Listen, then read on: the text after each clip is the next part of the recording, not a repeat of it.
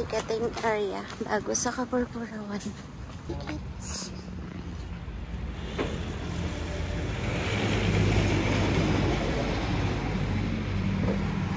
So bago pala kayo mga rating sa Kapurpurawan Rock Formation, meron po tayong dadaanan na ticketing area. Or siguro kasama na dito yung mga environmental fees siguro, no? Included na siya. Pag adult, 30 pesos per head. Tapos kapag children, free siya. So, ang binigay nila yung documentary stamp, ganito.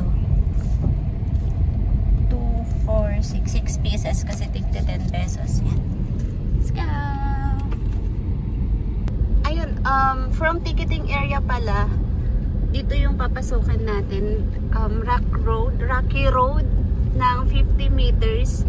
Tapos may makikita daw tayong sementado, maayos na sementadong kalsada. Ayun. So from ticketing area hanggang Kapurpurawan Rock Formation is 3 kilometers pa. Yung Rocky Road 50 meters lang naman. Ayan. So bumalik lang tayo dun sa dinaanan kanina. Parang kasi yung dun sa pagdiretso mo na to palabas, exit lang daw yun. So parang gumawa sila ng daan paikot for entrance naman. Yung cemetery ba yan? Cross. No flying of drone. So, bawal dito magpalipad ng drones. Ayan. Dito pala sa mga destination, tourist destination, meron mga ganito souvenir stores. Kasi doon kanina sa Banggi Windmill meron din souvenir store. Ito yung nakamong sticker lang. Ay, okay. Papaba pala siya. Layo. So, yan guys, pababa tayo. Hindi ka na ako nakapagpalit. So, kapag po guys sa kalihan.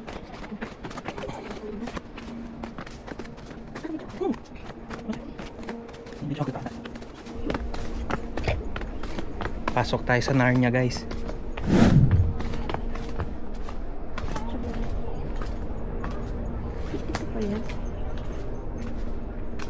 Actually kita naman siya eh.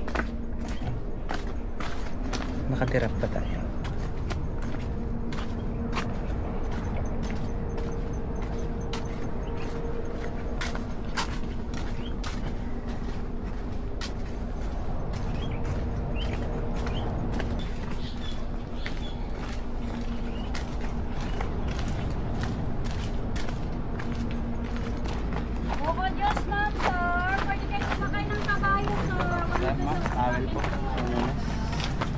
Sando po magnet cases.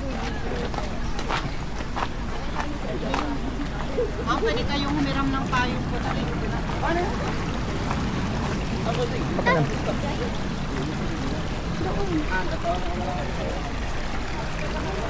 Video.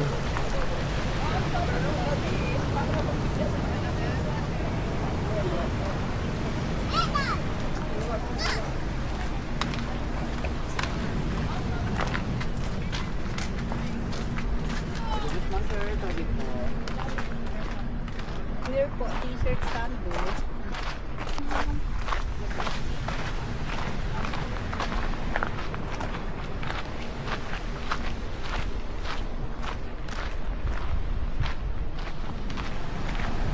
Lugatin ko parang hindi ano. Ha? Parang hindi sa Pilipinas. Oo nga. Parang Switzerland.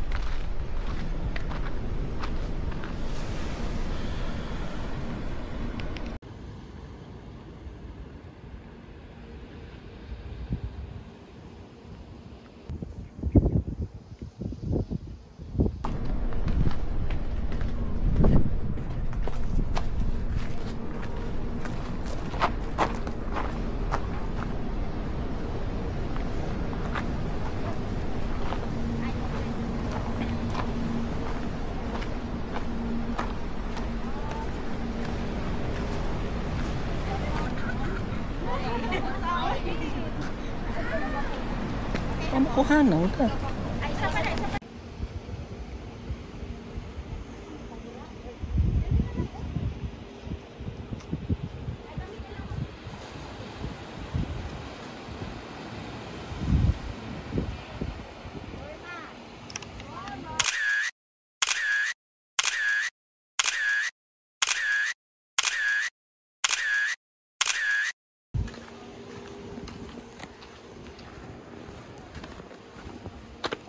pala sa Cabourg-Purawan, may mga ino-offer sila na payong kasi medyo malayo yung lalakarin. Wala dun sa kanina yung sa souvenir hanggang dito lakarin mainit, so nag-offer sila ng payong for rent. Tapos meron din silang horse ride. Hindi ko lang sure kung magkano yung horse ride din. Okay, so saan ang next natin kasi bahala na kung saan kami mapasat. Daming magagandang place dito sa Ilocos Norte. Tsaka yung mga ganyan nilang windmill. Parang kahit saan meron. Sa Ilocos.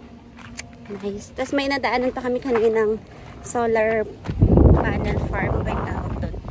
Solar farm. So, Solar Ilocos, matindi nyo. Mayroon na kayong windmill, meron pa kayong solar farm. Diba? Sana all. Sana all.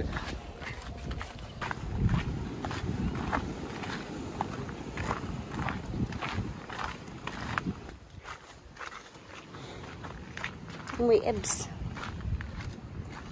Siguro nice. Sa lumot yun. Ayun, malumot kasi dito sa part na yan, oh. Lumot yan.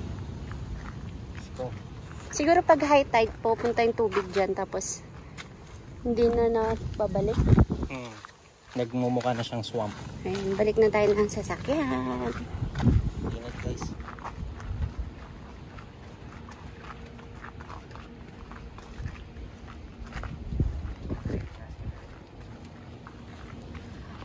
Sunkiss na tayo. Sunkiss, oh. Init, guys. Ang init. Pero ang ganda. Maganda yung panahon. Perfect siya. Kasi ang ganda sa mga pictures and videos.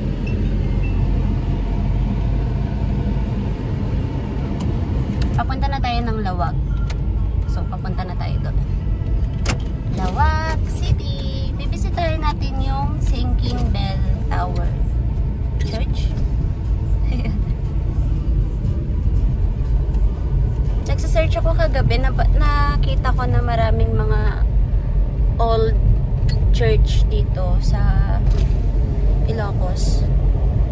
Puntahan natin yung sa Lawag City. Tapos yung sa Paway. Paoay. Ayan. Let's go! Grabe ang pula ko.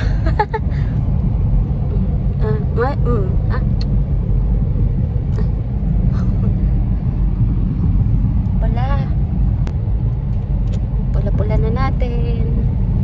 Bukas lang yan, magbabalat na yan.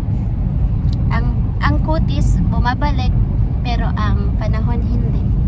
Wow. So okay lang ma-sunburn. Init na sa tapat. Diba? Wow. Totoo naman ang kutis babalik, pero ang panahon hindi. Tingnan mo, ngayon 27 ka, bukas 28 ka na. Uy! Sino yun?